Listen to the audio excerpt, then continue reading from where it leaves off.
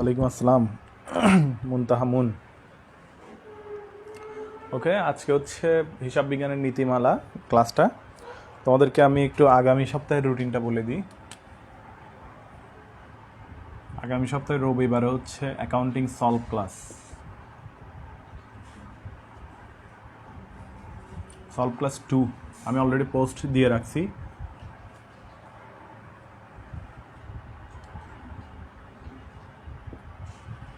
মঙ্গলবার হচ্ছে একটা এক্সাম হবে।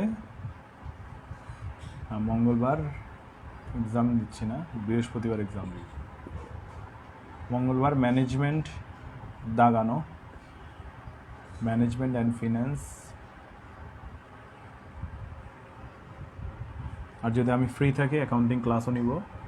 বৃহস্পতিবার হচ্ছে ক্রয় ও বিক্রয় সংক্রান্ত হিসাব নিকাশ, এটার উপর এক্সাম। ম্যাথ এক্সাম হবে 15 নম্বরের। 15টা ম্যাথ দিতে পারি আমি। তোমরা জানো র্যাপস বই থেকেই, মানে তোমরা পারো, আমি তোমাদেরকে পড়াইছি ওরকম ম্যাথই দিব। তাহলে এটা হচ্ছে বৃহস্পতিবার কোন কিসের উপর এক্সাম? অ্যাকাউন্টিং 09 এর উপর এক্সাম। 09 নাকি 10? অ্যাকাউন্টিং 10 না? হ্যাঁ, 10ম লেকচার যেটা, ওটার উপর এক্সাম হবে। সবাই খেয়াল করো, অ্যাকাউন্টিং লেকচার 10 এর উপর, যেটা হচ্ছে বিক্রিত পণ্যের ব্যয়, মুনাফা নির্ণয়, এটার উপর একটা এক্সাম হবে। এটা হচ্ছে 15টা ম্যাথ দিব আমি, বা 15 থেকে 20টা ম্যাথ দিব। পরীক্ষা হচ্ছে 30 নম্বরের। পরীক্ষা হচ্ছে 30 নম্বরের। ওকে, তখন এই এক্সামটা যখন দিবা, তখন মোটামুটি তোমার ক্লিয়ার হয়ে যাবে যে তুমি এই অধ্যায়টাতে কি কি সমস্যায় পড়তেছো, সেটা ক্লিয়ার হয়ে যাবে। ওই এক্সামের যখন আমি সমাধান দিব, আলাদা করে একটা ভিডিও এমনি আপলোড করে রাখবো, তাহলে তখন বুঝতে পারবা যে ওই এক্সামের উপরই একটা ক্লাস পাচ্ছ তোমরা। এখন এটা হচ্ছে আগামী সপ্তাহের রুটিন। আমি যেভাবে আগাচ্ছি সেভাবে পাই টু পাই রেগুলারলি ওভাবেই আগাইতে হবে। আমি অ্যাকাউন্টিং সলভ ক্লাসের পোস্ট দিছি, এখনও পর্যন্ত একজন কমেন্ট করছো। ওর যতগুলো সমস্যা সে কীভাবে করছে কমেন্ট দেখিও। সেম এক্সামটাও সেমভাবে দিতে হবে।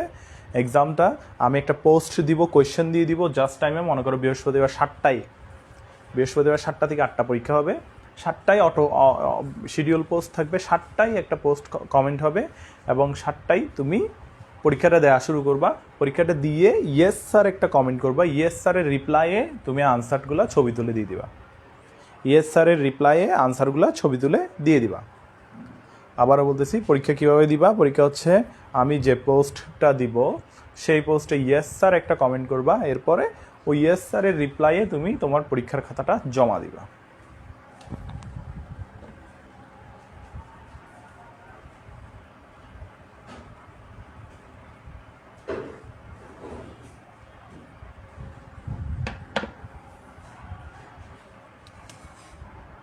ওকে, আজকের এই অধ্যায়ের জন্য র্যাপস বইটা জাস্ট দাগানোটা দেখবা তোমরা। আজকে রাতে আমি দাগাই দিব এটার, এই চ্যাপ্টারেরটা।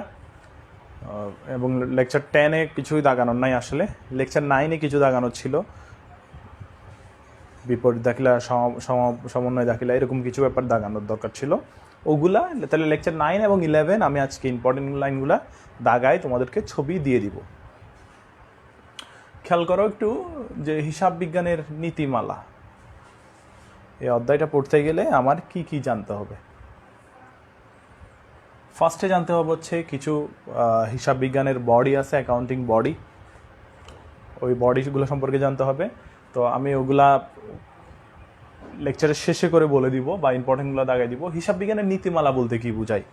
হিসাব বিজ্ঞানের নীতিমালা বলতে বোঝানো হচ্ছে অ্যাকাউন্টিং যখন 1494 সাল থেকে আস্তে আস্তে ডেভেলপড হচ্ছে, তখন থেকেই হিসাব বিজ্ঞানে মনীষীরা বিভিন্ন ধরনের সমস্যা পাইছে, বিভিন্ন ধরনের ধারণা করত, বিভিন্ন ধরনের অনুমান করত, বিভিন্ন নীতি ফলো করত।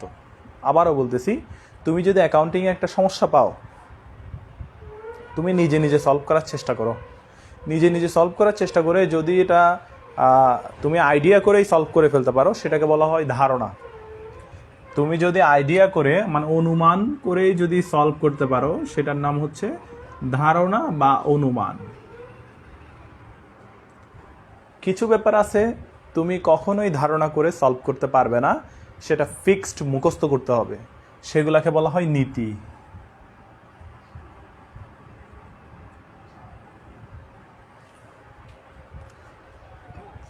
যেমন ধরো তোমার বাসার সমস্যা, তোমার বাসায় তোমার দাদা বলে দিছে যে মেয়েরা সন্ধ্যার পর বাইরে থাকতে পারবে না, নিয়ম এটা, ঠিক আছে। এখন ছেলেরা যেহেতু ছেলে মানুষ, তাদের বিপদ কম মনে করে তাদেরকে সমস্যা করতেছে না তোমার দাদা। তাহলে এই যে সমস্যায় পড়ছো তুমি মেয়ে বলে তুমি এই সমস্যায় পড়ছো, বা তুমি ছেলে বলে তোমার বোন এই সমস্যাটাই পড়ছে, এটা সবার ক্ষেত্রে সেম না। সবার ক্ষেত্রে সেম না, এটা তোমার বাসার ক্ষেত্রে শুধু সেম, শুধুমাত্র তোমার বাসার ক্ষেত্রে এই ব্যাপারটা সেম। তখন সেটাকে বলা হচ্ছে নীতি। পুরো ওয়ার্ল্ডে যদি কোনো ধরনের সমস্যা হয় অ্যাকাউন্টিং নিয়ে, ওরা এই কিছু ধারণার উপর বেস করে চলে, কিছু নীতির উপর বেস করে চলে, আর কিছু সমাধান পায় না, কোনো ধরনের সমাধান নাই। এগুলাকে বলা হয় সীমাবদ্ধতা। অ্যাকাউন্টিংয়ে অনেক ধরনের সীমাবদ্ধতা আছে। তাহলে তুমি যখন অ্যাকাউন্টিং নিয়ে কাজ করবা, তুমি বলবা আমার ব্যবসা সব সময় চলবে। আচ্ছা, ব্যবসার মধ্যে কি করবা? ব্যবসায় লাভ করবা, মুনাফা করবা, এটা তো যে কেউ অনুমান করবে যে আমার ব্যবসায় লাভ করতে হবে, নাইলে আমি কেন চালাবো। তাইলে তুমি কিছু ব্যাপার ধারণা করে আনসার করো, কিছু ব্যাপার তোমার ধারণার বাইরে, আর কিছু ব্যাপার কোনোভাবেই সমাধান নাই, যেটাকে বলা হচ্ছে সীমাবদ্ধতা। ভালো মতো খেয়াল করো যে ধারণাকে বলতে কি বুঝি, নীতি বলতে কি বুঝি, সীমাবদ্ধতা বলতে কি বুঝি। সীমাবদ্ধতা মানে হচ্ছে অ্যাকাউন্টিং কোনো না কোনো ক্ষেত্রে গিয়ে আটকাই গেছে, সেটা আমাদের মেনে নিতে হচ্ছে। যেমন সমাপনী মজুদ পণ্যের মধ্যে ছোটটা ধরি, কেন ছোটটা ধরবো? এটা হচ্ছে অ্যাকাউন্টিংয়ের একটা সীমাবদ্ধতা। সমাপনী মজুদ পণ্য দুইটা দেওয়া থাকলে আমরা ছোটটা কাউন্ট করি। ছোটটা কাউন্ট করার কারণ হচ্ছে অ্যাকাউন্টিং বলতেছে যদি তুমি সবসময় বড়টা বা ছোটটা উল্টাপাল্টা নিজের ইচ্ছা মতো চলো, তুমি প্রফিটটা বের করতে পারবে না। কেন পারবে না? ওই প্রফিট বের করতে পারবে না কারণ সমাপনী মজুদ পণ্য বড়টা হিসাবভুক্ত হয়ে গেলে তোমার লাভ কম দেখাবে। তো লাভ কম দেখালে প্রতিষ্ঠানের লাভ কম দেখালে কাস্টমার চলে যাবে, শেয়ার হোল্ডার চলে যাবে, অনেক ধরনের সমস্যা আছে। এই জন্য কমটা ধরো না, কমটা ধরলে তো সুবিধা হয়, কমটা ধরলে অ্যাকাউন্টিংয়ের সুবিধা। তার মানে যে কোয়েশ্চেনের আনসার নাই সেই কোয়েশ্চেন হচ্ছে সীমাবদ্ধতা। যেটার আনসার নাই, কোনো ধরনের আনসার নাই, সেটা হচ্ছে সীমাবদ্ধতা। আমাকে তুমি এসে বলতেছো যে স্যার আপনি একটা BMW কিনেন, তা আমি বলছি আচ্ছা কিনবো, কিন্তু আলটিমেটলি আমার ওইটা সামর্থ্য নাই, এটা হচ্ছে আমার সীমাবদ্ধতা। কিন্তু তুমি অন্য একজন মানুষকে বলছো, তুমি প্রাইম মিনিস্টারকে বলছো যে একটা BMW কেনেন, ওর ওইটা সীমাবদ্ধতা না। তাহলে মধ্যবিত্ত যারা আছে তাদের জন্য অতিরিক্ত কোনো কিছু কেনাটা হচ্ছে সীমাবদ্ধতা। তাহলে আমি আশা করি বুঝাতে পারতেছি, অ্যাকাউন্টিংয়ে কিছু এমন সমস্যা আছে যেটার কোনো সলিউশন আমার কাছে নাই, যেটার কোনো সলিউশন লুকা প্যাসিওলির কাছে ছিল না, সেগুলোকে বলা হচ্ছে সীমাবদ্ধতা। সেগুলো মেনে নিয়েই চলতে হবে তোমার, সেটা হচ্ছে সীমাবদ্ধতা। তাইলে তুমি একটা রাস্তা দিয়ে যাচ্ছ, সেখানে তোমার রাস্তাটা ভাঙ্গা, কিন্তু তোমার অবশ্যই যেতে হচ্ছে, তাহলে এটা হচ্ছে তোমার সীমাবদ্ধতা।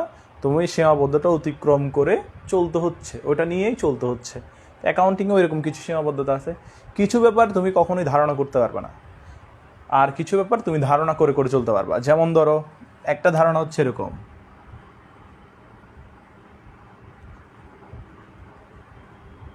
চলমান প্রতিষ্ঠান ধারণা, ব্যবসা চলতে থাকবে, এই ধারণা নিয়ে ব্যবসা শুরু করা। এটার জন্য সায়েন্স লাগে না, এটার জন্য কমার্স লাগে না, এটার জন্য আর্টস দরকার পড়ে না। ব্যবসা চলতে থাকবে, এটা যে কেউ ব্যবসা করলেই সে চিন্তা করে তার ব্যবসাটা আজীবন লাভজনকভাবে চলতে থাকবে, তার ব্যবসাটা আজীবন লাভজনকভাবে চলতে থাকবে। তাহলে কিছু ধারণা আছে যেটা যে কেউ হিসাব বিজ্ঞানে ধারণা করে করে চলতে পারে, কিছু নীতিমালা আছে তুমি চাইলে ওইখানে ধারণা, এটা তোমার কমার্সের হইতেই হবে, কমার্সের স্টুডেন্ট হইতেই হবে, সে নীতিগুলো না জানলে সে সলভ করতে পারবে না। যেমন ধরো স্থায়ী সম্পদ ক্রয় মূল্যে ধরতে হবে, এটা কেউ অনুমান করে বলতে পারবে না যে স্থায়ী সম্পদ আছে এটা তো ক্রয় মূল্যে ধরো, ক্রয় মূল্য ধরলে ভালো হয়, এরকম কেউ কিছু বলতে পারবে না। স্থায়ী সম্পদ ক্রয় মূল্য ধরতে হয়, এটা হচ্ছে নীতি। নীতিমালা মানে হচ্ছে ফিক্সড নিয়ম কানুন। লুকা প্যাসিলি বলছে এইগুলা নীতি, এগুলো ক্রস করা যাবে না।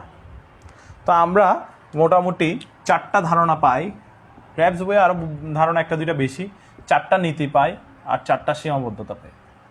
ইম্পর্টেন্ট তোমার বুঝতে হবে হচ্ছে এই 4টা করে। আবারও বলতেছি 4টা ধারণা পাবো। 4টা ধারণাগুলো কি কি দেখো, একটা হচ্ছে চলমান প্রতিষ্ঠান ধারণা, ব্যবসা প্রতিষ্ঠান চলতে থাকবে, চলমান প্রতিষ্ঠান ধারণা। একটা হচ্ছে ব্যবসায় সত্তা ধারণা, ব্যবসায় সত্তা ধারণা মানে মালিক এবং ব্যবসা প্রতিষ্ঠান সম্পূর্ণ আলাদা, এই ধারণাটা মালিক এবং ব্যবসা প্রতিষ্ঠানের হিসাব সম্পূর্ণ আলাদা থাকবে, নাহলে ব্যবসায় লাভ ক্ষতি বের করা যাবে না। আমি একটা মুদি দোকান দিলাম, আমার বউ বাচ্চা সবাই ওখান থেকে ডেলি খায়, ডেলি বিক্রি করে, টাকাও ইচ্ছা মতো নিয়ে যায়, আমি আলটিমেটলি ব্যবসাটা আমার ভালো হচ্ছে নাকি খারাপ হচ্ছে বুঝবো না। এই জন্য উত্তোলন এবং মূলধন 2টা শব্দ আসছে। ওকে, এই সবাই একটা ইয়েস স্যার কমেন্ট করো, সবাই ইয়েস স্যার কমেন্ট করো, তুমি যে অ্যাক্টিভ আছো সেটার প্রমাণ করো। ব্যবসা সত্তা ধারণা। এরপর হচ্ছে আর্থিক একক ধারণা। অ্যাকাউন্টিং মানে সব অর্থ, এটা যে কেউ বলতে পারবে যে এখানে অর্থ ছাড়া তো কোনো হিসাব নাই, অর্থের হিসাবই করব। আর্থিক একক ধারণা। এরপর হচ্ছে হিসাবকাল ধারণা। অ্যাকাউন্টিংয়ে প্রত্যেকটা সব কিছুর একটা নির্দিষ্ট সময় আছে। আয় বিবরণী একটি নির্দিষ্ট সময়ের জন্য, আর্থিক অবস্থার বিবরণী একটি নির্দিষ্ট দিনের জন্য বা একটি নির্দিষ্ট তারিখের জন্য আর্থিক অবস্থার বিবরণী প্রস্তুত করা হয়। নীতি। অ্যাকাউন্টিংয়ে 4টা নীতি আছে, যে 4টা নীতি তোমার মেনে চলতেই হবে। অ্যাকাউন্টিংয়ে 4টা নীতি আছে, যে 4টা নীতি তোমার মেনে চলতেই হবে। তার মধ্যে একটা হচ্ছে ক্রয় মূল্য নীতি, এটার নাম ঐতিহাসিক ব্যয় নীতিও বলে। এরপর হচ্ছে আয় স্বীকৃতি নীতি, ব্যয় স্বীকৃতি নীতি, পূর্ণ প্রকাশ নীতি। অ্যাকাউন্টিংয়ে এই 4টা তুমি কেউ ধারণা করে এগুলো করতে পারবে না, এগুলো তোমার কি করতে হবে, ফিক্সড নিয়ম অনুসারে চলতে হবে। এগুলো লুকা প্যাসিওলির ধারণার অনুসারে, লুকা প্যাসিওলি অনুসারেই এই 4টা, মানে আধুনিক হিসাব বিজ্ঞান অনুসারে এই 4টা কেউ নিজের ইচ্ছা মতো দিতে পারবে না। কিছু সীমাবদ্ধতা আছে, সীমাবদ্ধতাগুলো দেখো। রক্ষণশীলতা, সীমাবদ্ধতা।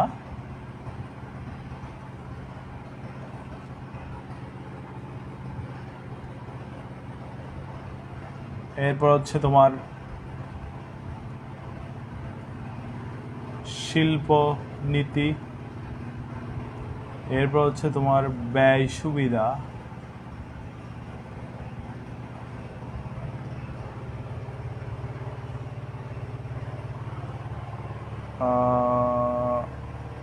ক্রয় মূল্য নীতি, ঐতিহাসিক ব্যয় নীতি, আয় স্বীকৃতি নীতি, ব্যয় স্বীকৃতি নীতি, পূর্ণ প্রকাশ নীতি। রক্ষণশীলতার সীমাবদ্ধতা, রক্ষণশীলতাটা আছে, আরেকটা হচ্ছে কি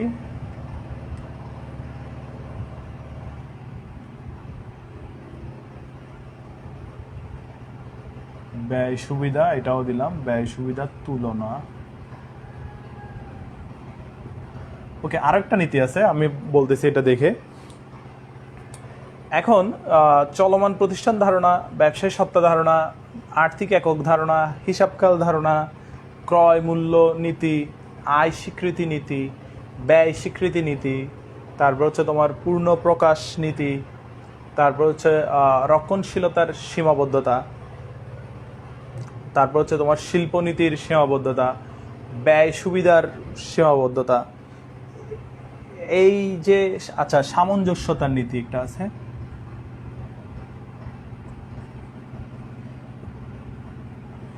এই যে এই যে এই সীমাবদ্ধতাগুলা, এগুলা তোমার কি করতে হচ্ছে, মুখস্থ করার দরকার নাই। তুমি এই যে ক্রয় মূল্য নীতি এটা মানে কি জানলেই হইল, তুমি এই যে আয় স্বীকৃতি নীতি এটা মানে কি সেটা জানলেই হইল, তুমি ব্যয় স্বীকৃতি নীতি কি সেটা জানলেই হইল, পূর্ণ প্রকাশ নীতি কি সেটা জানলেই হইল। মোটামুটি এখানে তোমার এগুলা জানলেই হলো। তো এই দুইটা নীতি, এই দুইটা সীমাবদ্ধতা আসলে তেমন পরীক্ষায় আসে না। তো এই দুইটা সীমাবদ্ধতা, শিল্পনীতি সীমাবদ্ধতা আর হচ্ছে ব্যয় সুবিধাটা আসে না। ক্লিয়ার? তাহলে আমার আসে হচ্ছে এগুলা এগুলা, আর এখানে আসে দুইটা, মানে আমার জানতে হবে হচ্ছে এই দুইটা। ক্লিয়ার? তাহলে আমি একটু ফার্স্টে চলমান প্রতিষ্ঠান ধারণা দিয়ে শুরু করি। এই যে চলমান প্রতিষ্ঠান ধারণা যখন তোমার জানতে হবে তখন কি কি ইম্পর্টেন্ট লাইন জানতে হবে, এটা মানে কি, ব্যবসায়ী সত্তা ধারণা মানে কি, আর্থিক একক ধারণা মানে কি, হিসাবকাল ধারণা মানে কি, সেটা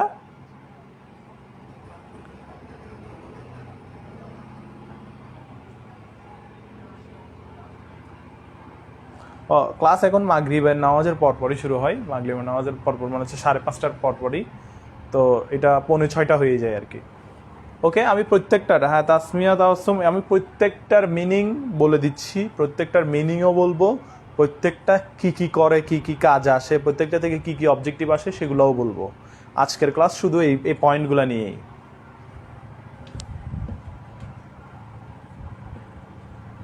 তাহলে আমরা শুরু করি হচ্ছে চলমান প্রতিষ্ঠান ধারণা দিয়ে।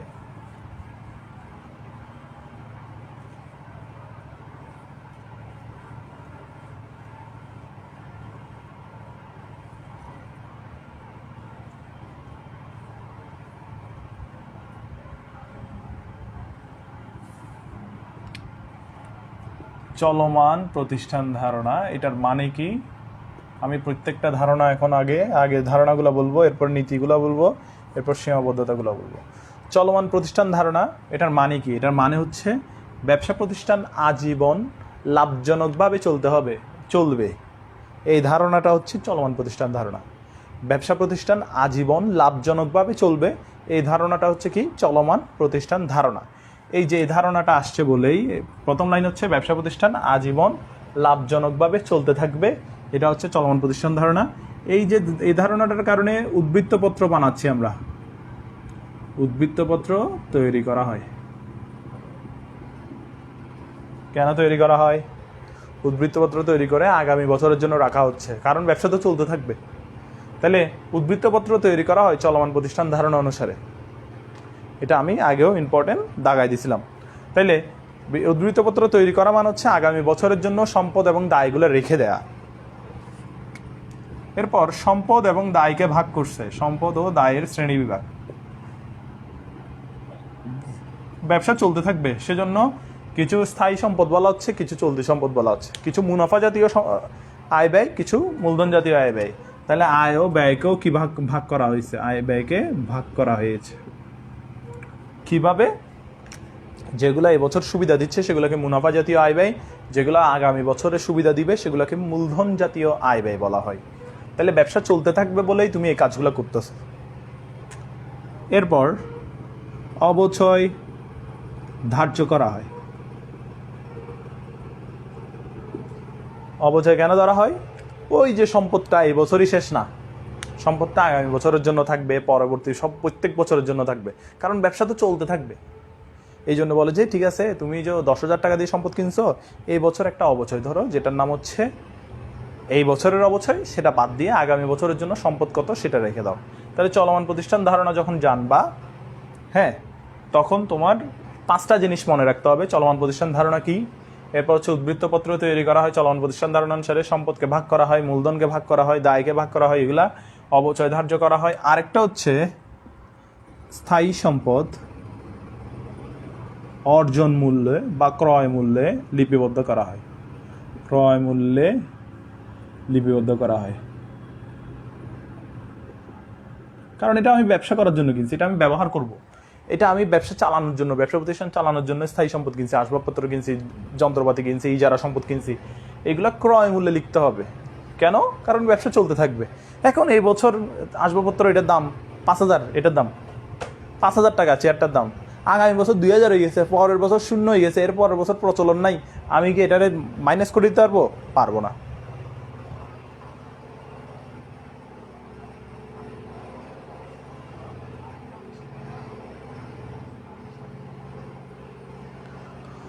শাহরিয়ার, রেওয়া মিলের পরে আমি তোমাদেরকে কি দাগাই দিছিলাম? রেওয়া মিলের পরে দাগাই দিছিলাম হচ্ছে রেওয়া মিল তো 6 নম্বর লেকচার, 7 নম্বর লেকচারও দাগাই দিছি, 8 নম্বর লেকচারও দাগাই দিছি। পোস্ট আছে, তুমি জাস্ট এইভাবে সার্চ দিবা এই গ্রুপে অ্যাকাউন্টিং 8 দাগানো, দাগানো শব্দ দিয়ে ক্লিক করলেই, সার্চ করলেই পেয়ে যাবা যে আমি দাগাই দিছি। নাইলে আমি তোমার মেনশন করে দিব। তো এখানে মোটামুটি এগুলো সব দাগানো হয়েছে। তাহলে আমাদের বাকি কি? আমাদের বাকি হচ্ছে ওই 9ম লেকচারটা, যেটা হচ্ছে ব্যাংক সমন্বয় পড়াইছি, সমাপনী দাখিলা পড়াইছি, এই এই লেকচারটা বাকি। এরপর হচ্ছে আজকের লেকচারটা বাকি দাগানো।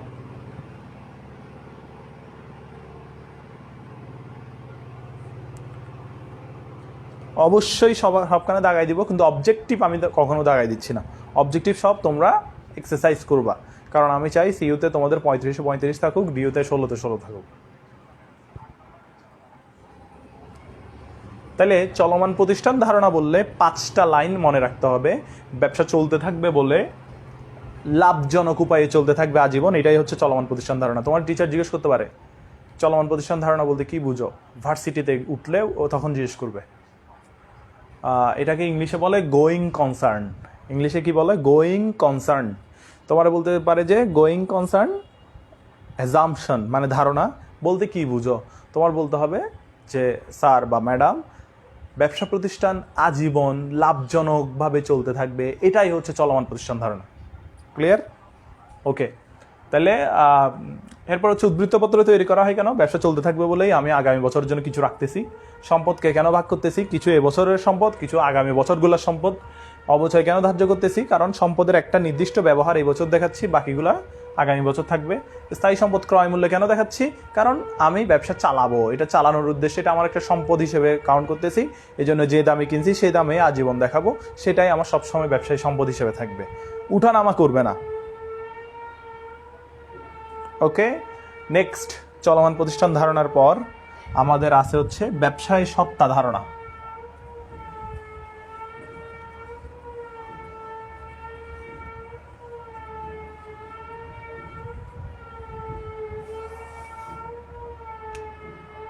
ব্যবসায় সত্তা ধারণা,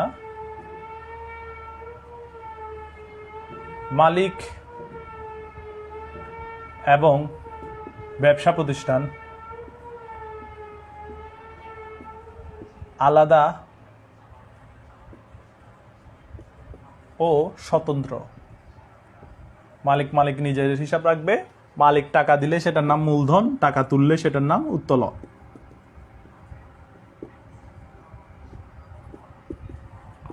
তাহলে এই যে ব্যবসায় সত্তা ধারণার জন্য মূলধন এবং উত্তোলন সৃষ্টি করা হয়েছে। মালিক এবং ব্যবসা প্রতিষ্ঠান সম্পূর্ণ আলাদা। ব্যবসা করতে গেলে মালিক, আমি মালিক বলে সব খাইতে থাকবে এবং তার বউ বাচ্চা সহ খাবে ব্যবসা থেকে।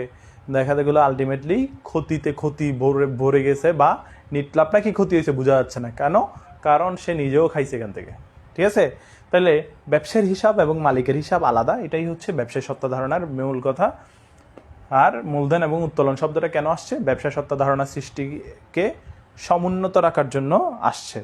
তাইলে এটা হচ্ছে ব্যবসা সত্তা ধারণা, ব্যবসা এবং মালিকের আলাদা সত্তা, মানে আলাদা অবস্থান। এরপর আর্থিক একক ধারণা।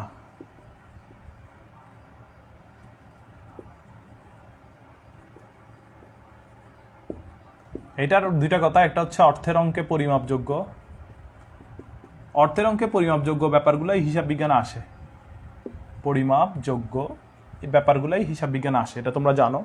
আরেকটা কথা আছে, সেটা হচ্ছে ম্যানেজারের সুনাম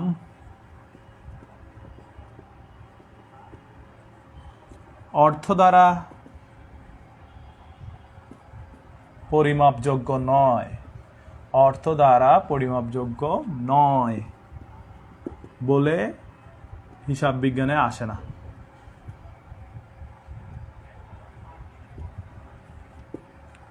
তাহলে ম্যানেজারের সুনাম অর্থ দ্বারা পরিমাপযোগ্য নয় বলে হিসাব বিজ্ঞানে আসে না।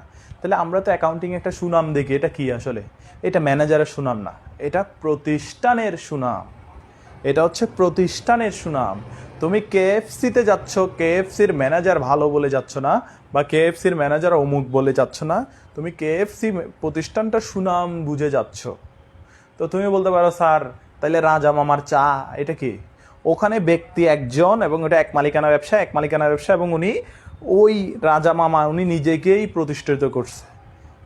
বুঝে গেছে ব্যাপারটা? তাহলে আলটিমেটলি ওটা রাজা মামা নিজেই একক সত্তা প্রতিষ্ঠান হিসেবে কাজ করবে এবং ওনার নামটাই ব্র্যান্ড হয়ে গেছে।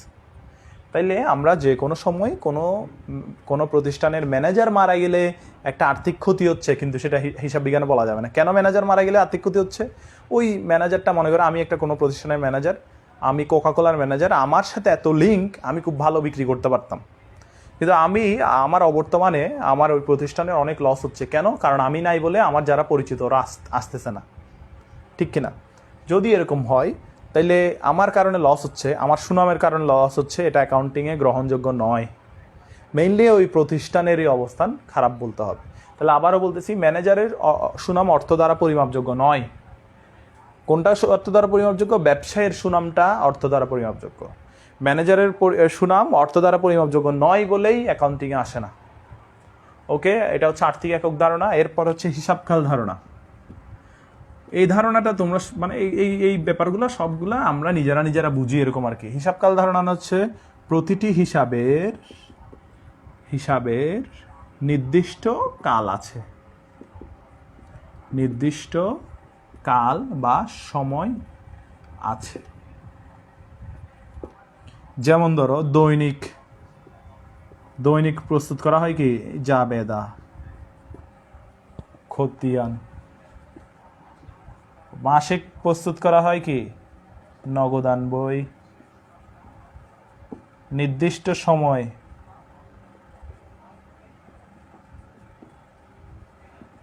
সময়ের জন্য প্রস্তুত করে রেওয়ামিল, আয় বিবরণী। এরপর হচ্ছে নির্দিষ্ট দিনের জন্য প্রস্তুত করা হয়, এটা বেশি আসে। নির্দিষ্ট দিন, আর্থিক অবস্থার বিবরণী। এই যে ব্যাপারগুলা, হিসাবকাল ধারণা মানে হচ্ছে প্রত্যেকটা চার্ট হিসাব বিজ্ঞানে অঙ্কন করলেই কোনো না কোনো সময়ের জন্য অঙ্কন করি। যেমন ধরো দৈনিক দিনে দিনে হিসাব করি, জাবেদা খতিয়ান, ব্যাংক সমন্বয় আর নগদান বই হচ্ছে প্রতি মাসের জন্য প্রস্তুত করি। নির্দিষ্ট সময়ের জন্য রেওয়ামিল, আয় বিবরণী, মালিকানা সত্ত্ব বিবরণী, নগদ প্রবাহ বিবরণী, সব এখানে অনেক আছে এটসেট্রা। তাহলে এখানে অনেক আছে। এই যে নির্দিষ্ট দিনের জন্য প্রস্তুত করা হয় বা তারিখের একটা দিনের জন্য প্রস্তুত করা হয়, সেরকম হচ্ছে আর্থিক অবস্থার বিবরণী। সেটা হচ্ছে বছরের শেষ দিন।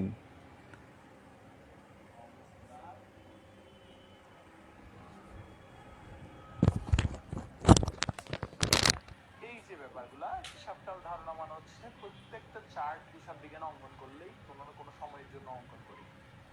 যেমন ধরো দৈনিক দিনে দিনে হিসাব করি, জাবেদা খতিয়ান, ব্যাংক সমন্বয় আর নগদান বই হচ্ছে প্রতি মাসের জন্য প্রস্তুত করি। নির্দিষ্ট সময়ের জন্য রেওয়ামিল, আয় বিবরণী, মালিকানা সত্ত্ব বিবরণী, নগদ প্রবাহ বিবরণী, সব এখানে অনেক আছে এটসেট্রা। তাহলে এখানে অনেক আছে। এই যে নির্দিষ্ট দিনের জন্য প্রস্তুত করা হয় বা তারিখের একটা দিনের জন্য প্রস্তুত করা হয়, সেরকম হচ্ছে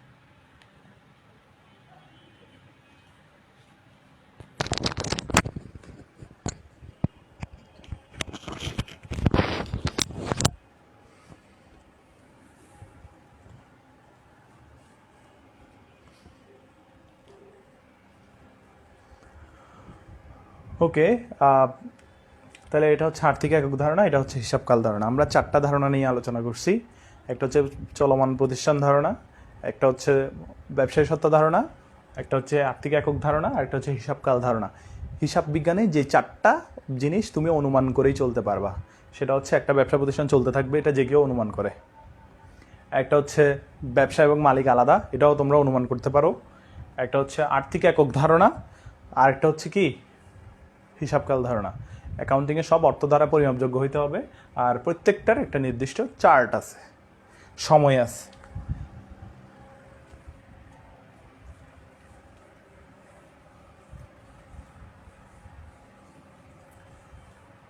আশা করি এগুলো লিখে নিছো, এগুলো আমি দাগাই দিব আবার।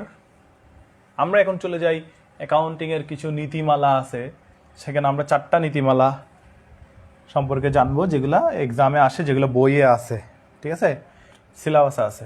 প্রথম নীতিমালাটা হচ্ছে ক্রয় মূল্যনীতি।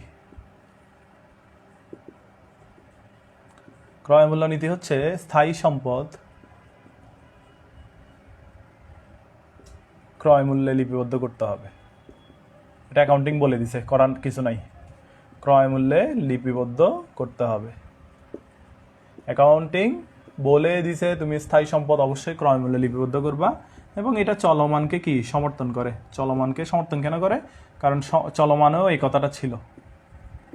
চলমান প্রতিষ্ঠান ধারণা বলে যে স্থায়ী সম্পদ কোন মূল্যে লিপিবদ্ধ করতে হবে? ক্রয় মূল্যে লিপিবদ্ধ করতে হবে। স্থায়ী সম্পদ ক্রয় মূল্যে লিপিবদ্ধ করতে হবে। চলমান প্রতিষ্ঠান ধারণা বলে স্থায়ী সম্পদ ক্রয় মূল্যে লিপিবদ্ধ করতে হবে।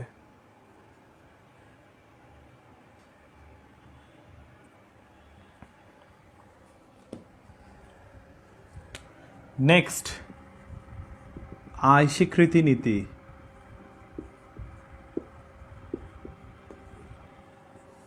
এটা বলা হয় আয়কে আয় বলে গণ্য করতে হবে। এটা মানে কি?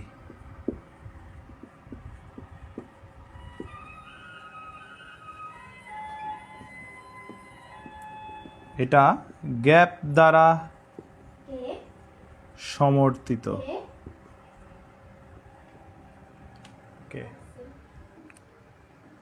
হ্যাঁ, পার্সেল। ও,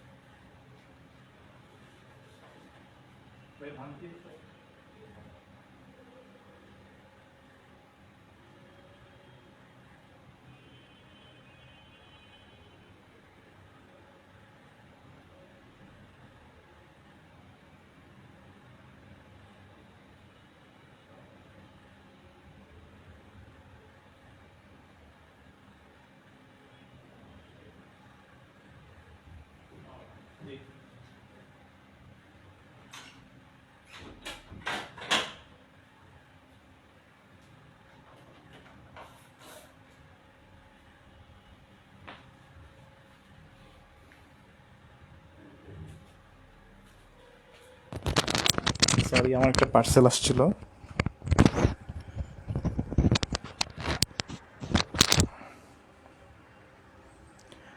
খেয়াল করে একটু, আমরা চারটা ধারণা নিয়েছিলাম। চারটা ধারণাগুলো অতিক্রম করার পর আমাদের আসছে হচ্ছে চারটা নীতিমালা, যেগুলো আমার কি মেনে চলতেই হবে। তার মধ্যে আয় স্বীকৃতি নীতি পাইছি। আয় স্বীকৃতি নীতি মানে কি? আয় স্বীকৃতি হচ্ছে আয়কে আয় বলে গণ্য করতে হবে, আয়কে আয় বলে গণ্য করতে হবে। এটা গ্যাপ দ্বারা সমর্থিত আছে, গ্যাপ দ্বারা সমর্থিত সবগুলাই, এটা না লিখি।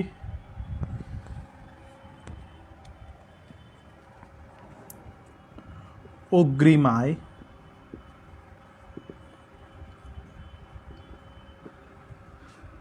আয় বলে গণ্য করা যাবে না। বকেয়া আয়,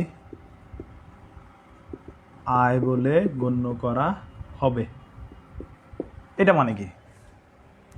আমি বলবো আয় স্বীকৃতি এবং ব্যয় স্বীকৃতি এগুলো নিয়ে কোনো টেনশন না করতে তোমাদেরকে। ব্যয় স্বীকৃতি হচ্ছে ব্যয়কে ব্যয় বলে গণ্য করা। মানে কি এটা আমি একটু ক্লিয়ার করে দিই, মানে যারা এই ব্যাপারগুলো আমি এভাবে বুঝাই না। বকেয়া ব্যয়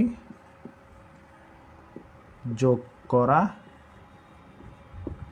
অগ্রিম ব্যয় বাদ দেয়া। এরপর বিক্রিত পণ্যের ব্যয় বিক্রয় থেকে বাদ দেয়া। দেখো এখানে সবগুলো ইনফরমেশন তোমরা জানো। আয় স্বীকৃতি নীতির যে ইনফরমেশনগুলো লিখছি সব জানো তোমরা। ব্যয় স্বীকৃতি নীতির সব ইনফরমেশন জানো। মনে করো ব্যয়, বেতন, বেতনের মধ্যে বকেয়া বেতন কি করো তোমরা? যোগ করো, বকেয়া ব্যয় যোগ করা। অগ্রিম বেতন কি করো? বাদ দিয়ে দাও। এরপর তুমি বিক্রিত পণ্যের ব্যয় বিক্রয় থেকে কি করো? বাদ দিয়ে মোট লাভ বের করো। তাহলে ব্যয় স্বীকৃতি নীতি মানে হচ্ছে যে সমস্ত জায়গায় মানে আয় বিবরণীতে যে যে ব্যয়গুলো বসতেছে সেগুলো হচ্ছে যে ব্যয় স্বীকৃতি নীতি। অবচয়, অবচয় কি? অবচয় হচ্ছে অবচয় হিসাব। কোন হিসাব? অবচয় হিসাবভুক্ত করা হয় ব্যয় স্বীকৃতি নীতি অনুসারে। বিক্রয় হিসাবভুক্ত করা হয় কোন নীতি অনুসারে? বিক্রয় হিসাবভুক্ত করা হয় আয় স্বীকৃতি নীতি অনুসারে।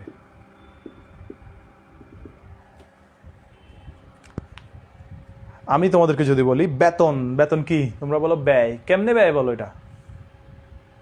এটা কিভাবে বলো? এটা অ্যাকাউন্টিং বলছে ব্যয়। কিন্তু তুমি প্রতিষ্ঠানে চাকরি করো, তুমি তো আয় বলবা বেতনকে, কিন্তু অ্যাকাউন্টিং বলে যে না, বেতন হচ্ছে ব্যয়।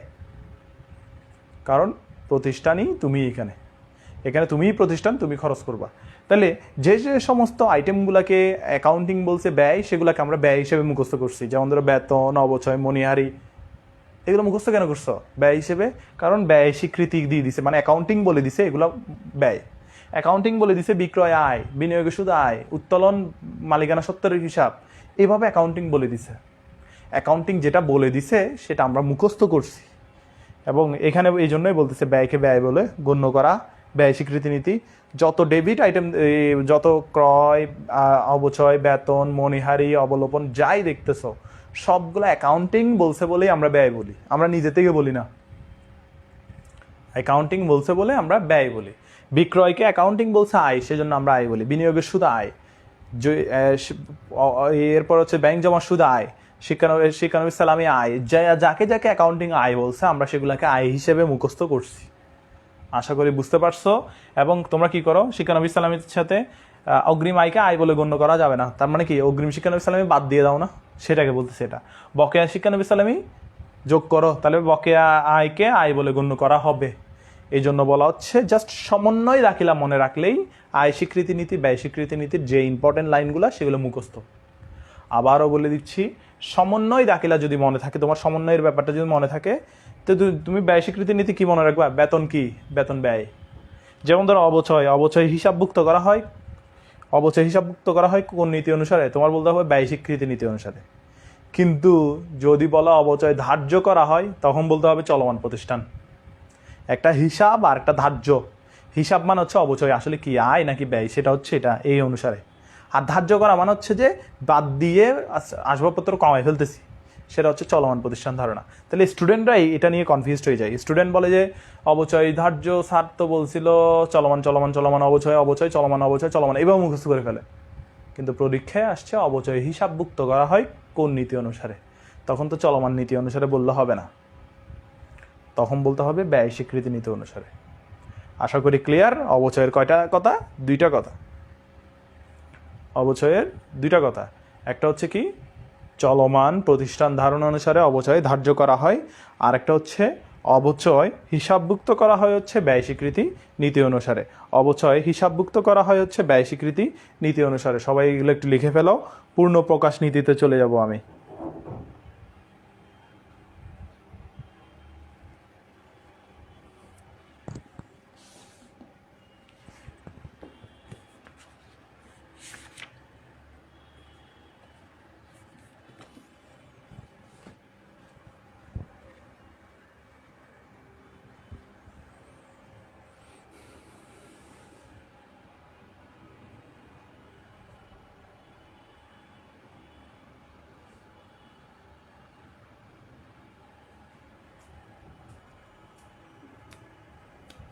আমি আবারও বলতেছি, অ্যাকাউন্টিং, ম্যানেজমেন্ট, ফিন্যান্স আমি যা দাগায় দিচ্ছি তাই পড়বা তোমরা কষ্ট করে। এর বাইরে একটা লাইনও পড়বা না, এর বাইরে একটা লাইনও পড়বা না। আমার উপর বিশ্বাসটা রাখো, রেখে দেখো যে তুমি এখানের বাইরে কোনো কোয়েশ্চেন পাবা কিনা দেখিও। তুমি এর বাইরেগুলো পড়তে গিয়ে মাথা শুধু শুধু ঘুরাই ফেলবা, এবং এই সুযোগটাই আমরা নিব। অন্যরা এগুলো সব পড়তে পড়তে মাথা ঘুরাই ফেলবে, আমরা যা দরকার তাই পড়বো শুধু।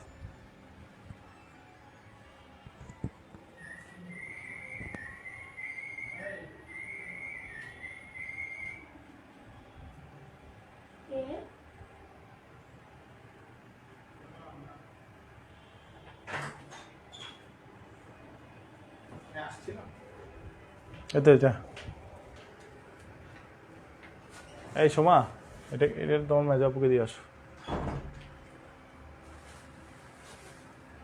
কল দিতে বলো তাড়াতাড়ি।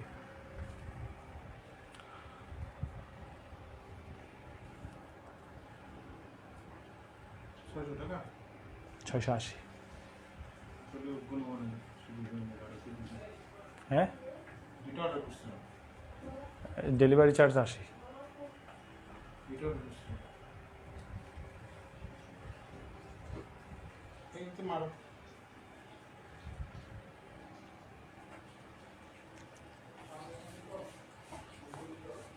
লেখা শেষ? এগুলা লেখা শেষ হলে আমরা চলে যাই হচ্ছে পূর্ণ প্রকাশ নীতি অনুসারে। পূর্ণ প্রকাশ নীতিটা কি বলতেছে?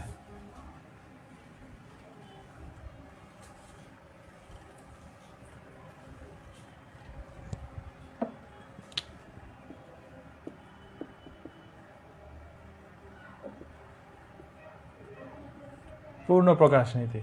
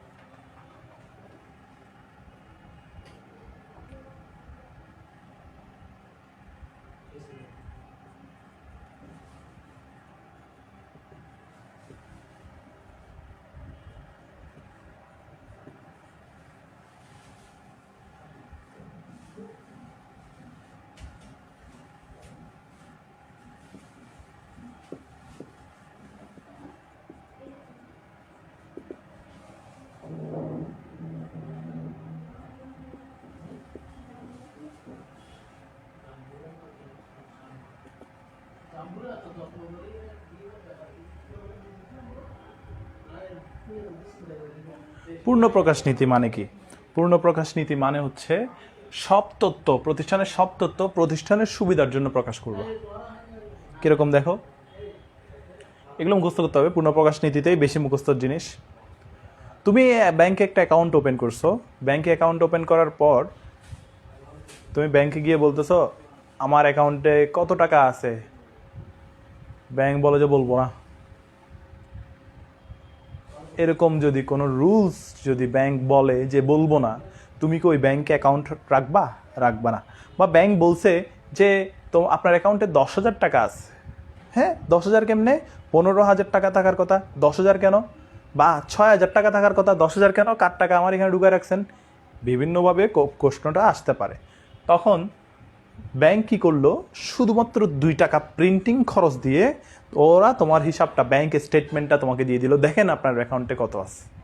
তুমি খুশি হয়ে গেলা, হ্যাঁ আমার পিওর হিসাব 10,000 ছিল, ওই যে অমুক দিছে 5,000, আবার আমি আরেকজনকে দিছি 6,000, সব মিলায় আমার 9,000 আছে, আচ্ছা হিসাব আমি সন্তুষ্ট। এতক্ষণ তুমি এগুলো ভুলে গেছো বলে তুমি জানতা না কাকে চেক দিছো, কি করছো, কার চেক পাস হয়েছে প্রত্যাখ্যাত হয়েছে, তুমি জানতা না, ওই জন্য তোমার এই সমস্যাটা হয়েছে। এবং তুমি কি করলা, যে স্টেটমেন্টটা পাওয়ার কারণে তোমার জন্য তোমার যে সুবিধাটা হয়েছে সেটা তুমি এখন সবাইকে বলে বেড়াচ্ছ, ওই যে ওই অমুক ব্যাংকে অ্যাকাউন্ট খুলিও, ওরা ক্লিয়ার অনেস্ট, ওরা ঠিকমতো হিসাব রাখে। বুঝা গেছে ব্যাপারটা? তাহলে মাত্র ওই ভাইয়া মনে হয় দুইটা টাকার জন্য ব্যাংক তোমার পুরা সুনাম নিয়ে ফেললো, পুরা সুনামটা ওরা অর্জন করে ফেললো। তাহলে এই যে ব্যাংক সমন্বয় বিবরণী প্রস্তুতকরণ, এটা পূর্ণ প্রকাশ নীতি অনুসারে ব্যাংক কি করে, তোমার তার স্টেটমেন্টটা তোমাকে দিয়ে দেয়, যার কারণে তুমি সন্তুষ্ট, গ্রাহক সন্তুষ্ট হচ্ছে। তাহলে ব্যাংকের লাভ কি, ব্যাংক 2 টাকা খরচ করে অনেক টাকার মালিক হয়ে গেল। কেমনে? কারণ তুমি অ্যাকাউন্ট ওপেন করতেছো, তুমি সবাইকে বলতেছো, তুমি ওখানে টাকাও রাখতেছো, ওরা তোমার লাভটাও করতেছে, চার্জ কাটতেছে তোমার থেকে জাস্ট 2 টাকা।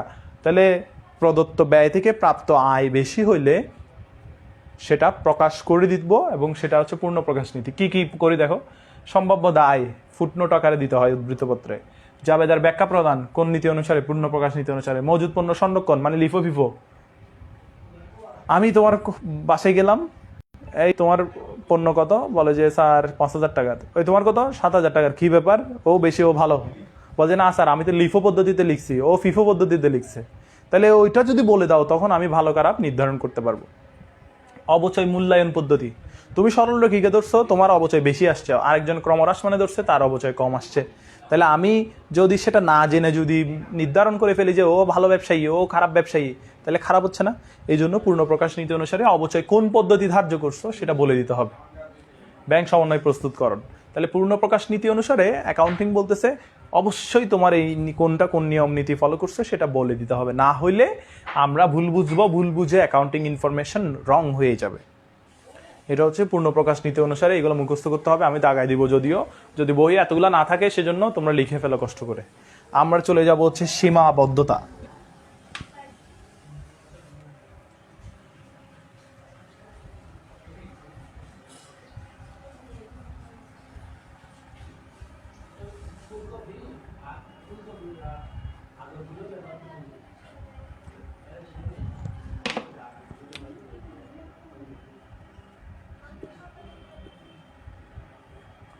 সীমাবদ্ধতা একটা হচ্ছে রক্ষণশীলতার সীমাবদ্ধতা। সীমাবদ্ধতা মানে হচ্ছে আমরা চাইলেও যেগুলা সমস্যা সমাধান করতে পারতেছি না, মেনে চলতে হচ্ছে। 1, চলতি সম্পদ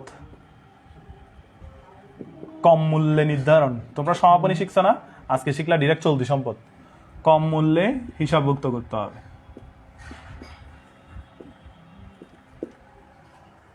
তাহলে এই চলতি সম্পদ মানে সমাপনী মজুদ, এই চলতি সম্পদ মানে দেনাদার, দেনাদার থেকে যত সঞ্চিতি আছে বাদ দিয়ে ধরতে হবে, সঞ্চিতি বাদ দিয়ে কম মূল্যটাই ধরতে হবে। তাহলে রক্ষণশীলতার সীমাবদ্ধতা অনুসারে, এটা রক্ষণশীলতার সীমাবদ্ধতাও বলে, অনেক সময় পরীক্ষায় নীতিও লিখে।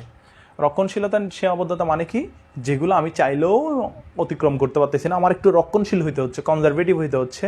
2টা পণ্যের দাম দিলে সমাপনী মজুদ পণ্যের আমি কমটা ধরবো, এই জন্য বলা হচ্ছে চলতি সম্পদ কম মূল্যে নির্ধারণ করা। চলতি সম্পদ যাই দেখবো, শুধু সমাপনী মজুদ না, সমাপনী মজুদ, দেনাদার, ব্যাংক জমা সব কিছু কম মূল্যে নির্ধারণ করব, যেটা কম সেটাই ধরবো, যেটা কম সেটাই আমি ধরবো।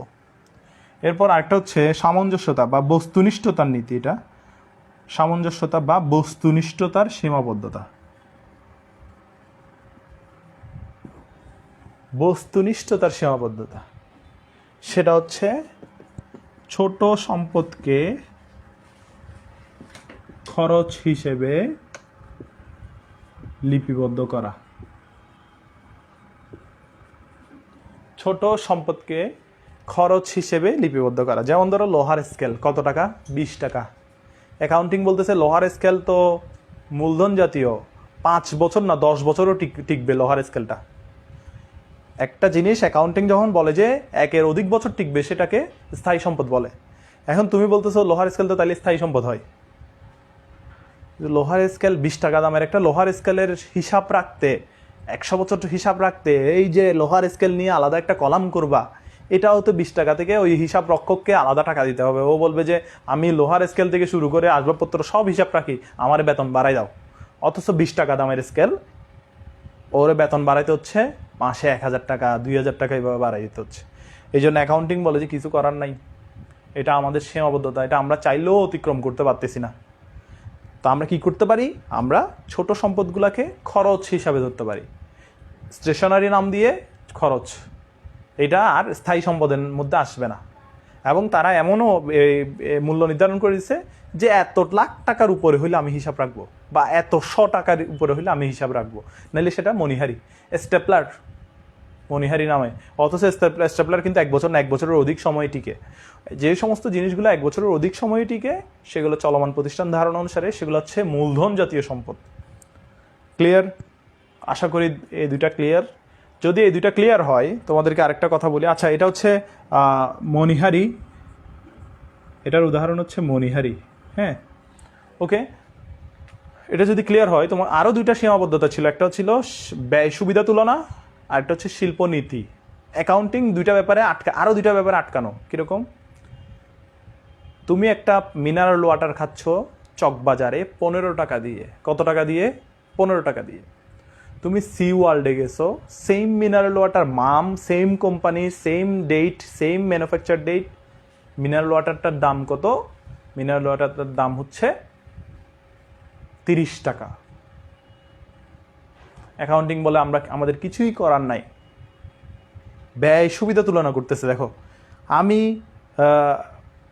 15 টাকা ব্যয় করে এক মিনারেল ওয়াটার আধা লিটার পানি খেয়ে ফেলতেছি, তুমি সি ওয়ার্ল্ডে 30 টাকা ব্যয় করে সেম পাচ্ছ। অ্যাকাউন্টিং এটার সলিউশন দিতে পারে নাই, এটাকে বলা হচ্ছে সীমাবদ্ধতা। ব্যয় সুবিধা তুলনা অনুসারে এক এক জায়গায় এক এক রেট হইতে পারে। যেমন ধরো মেমোরি কার্ড, এখানে যেটা 400 টাকা সেটা চায়নাতে 100 টাকা। এখন তুমি চায়নায় গিয়ে মেমোরি কার্ড আনবা, অ্যাকাউন্টিং বলে যে সম্ভব না। যেই জায়গায় যেরকম ডিমান্ড, যে জায়গায় যেরকম পরিস্থিতি, সে অনুসারে এটা দাম, সেম জিনিস দাম বৃদ্ধি হইতে পারে। এটাকে ব্যয় সুবিধা তুলনা করতেছে। ব্যয় সুবিধা অনুসারে আমি কতটুক পাচ্ছি সেটাই সবসময় চিন্তা করব। তাহলে এটা সীমাবদ্ধতা, কিছু করার নাই। স্যার এটার সলিউশন কি? আমার এখানে তো 15 টাকা দিয়ে খাইতে হবে, আমার 15 টাকা দিয়ে দিতেই হবে। তুমি সি ওয়ার্ল্ডে এটা নিয়ে কি দরাদরি করে ওখানে ঝগড়া বাজাই দিলে হবে না। ওরা বলবে ঠিক আছে আপনি চকবাজারে যান, ওখানে গিয়ে পানিটা কিনে আবার এখানে আসি পানি খান। ওরা এই কথাটাই বলবে। সেম মেমোরি কার্ডের ক্ষেত্রে বলবে চায়না থেকে গিয়ে 1 লাখ টাকা ফ্লাইট ভাড়া দিয়ে 100 টাকার একটা মেমোরি কার্ড নিয়ে এনে ইউজ করেন। ঠিক আছে, ব্যাপারটা বোঝা গেছে? তাহলে এটা হচ্ছে ব্যয় সুবিধা তুলনা। ব্যয় সুবিধা তুলনা। আর একটা হচ্ছে শিল্পনীতি। স্ব প্রতিষ্ঠানের স্ব শিল্পনীতি আছে। শিল্পনীতি যেটা শিল্প রীতিনীতি। আমার প্রতিষ্ঠান, আমার সুনামের কারণে আমার কোনো ক্লাসরুম নাই, জাস্ট অনলাইনেই তোমরা পড়তেছো। আরেকজনে অনলাইনে না, সে অফলাইনে একটা বেঞ্চ গ্যাপ দিয়ে পড়াচ্ছে, কিন্তু তার এখানে স্টুডেন্ট নাই। এটা হচ্ছে আমার নিয়ম নীতি, এটা হচ্ছে তার নিয়ম নীতি। অ্যাকাউন্টিং বলতেছে তুমি সবসময় সুবিধা চিন্তা করলে পারবা না, অনেক সময় তোমার সুনামের ভ্যালুর উপর চলতে হবে, অনেক সময় বিভিন্ন প্রতিষ্ঠানের নিয়ম নীতির উপর চলতে হবে। অনেক সময় এমনও হইতে পারে যে আমি পড়াচ্ছি বিকালে, সন্ধ্যায়, তোমরা বিকাল ছাড়া পড়তেই পারতেছো না, এই এলাকার মানুষ বিকাল ছাড়া পড়তেই পারতেছে না, ওরা সকালে পড়বেই না, অন্যরা সবাই সকাল থেকে বিকাল পর্যন্ত দিছে, আমি বিকাল থেকে দিছি। তাহলে স্ব প্রতিষ্ঠানের নিয়ম নীতি আলাদা হয়। এটা হচ্ছে অ্যাকাউন্টিংয়ের সীমাবদ্ধতা। অ্যাকাউন্টিং এখানে কিছুই করতে পারে না। তাহলে অ্যাকাউন্টিং 4টা বিষয়ে কিছু করতে পারে না। একটা হচ্ছে সম্পদের 2টা দাম হলে, চলতি সম্পদের 2টা দাম হলে অ্যাকাউন্টিং বলে ছোটোটা ধরো। চলতি সম্পদের 2টা দাম হলে অ্যাকাউন্টিং কি বলে? ছোটোটা ধরবা। তাইলে তুমি রক্ষণশীল থাকতেছ। অ্যাকাউন্টিং বললো ছোট সম্পদকে তুমি সম্পদ না ধরে খরচ ধরো, নাহলে ওই সম্পদের হিসাব রাখতে রাখতে তোমার অ্যাকাউন্টেন্ট নিয়োগ দিতে হবে 5-10টা। অ্যাকাউন্টিং বলতেছে শিল্প রীতিনীতি, স্ব প্রতিষ্ঠানের শিল্প রীতিনীতি আছে, ওগুলো তোমার মেনে চলতে হবে, কিছু করার নাই। একজন প্রতিষ্ঠানের সুবিধা অনেক বেশি, তার খরচ কম, তার এখানে তোমার টাকা কম দিতে হচ্ছে, তুমি তবুও যাচ্ছ না। আরেকজন প্রতিষ্ঠানের সুবিধা অনেক কম কিন্তু খরচ বেশি, তুমি ওখানে যাচ্ছ। এটা হচ্ছে সম্পূর্ণ কাস্টমারদের উপর। এরপর অ্যাকাউন্টিং বলতেছে ব্যয় সুবিধা তুলনা করে তুমি পারবা না, যে আমি ব্যয় করতেছি 15 টাকা, ও ব্যয় করতেছে 30 টাকা, সরি ও ব্যয় করতেছে 15 টাকা, আমি 30 টাকা দিয়ে কেন ব্যয় করবো সেম জিনিস, সেম পানি, সেম কোম্পানির পানি খাইতে।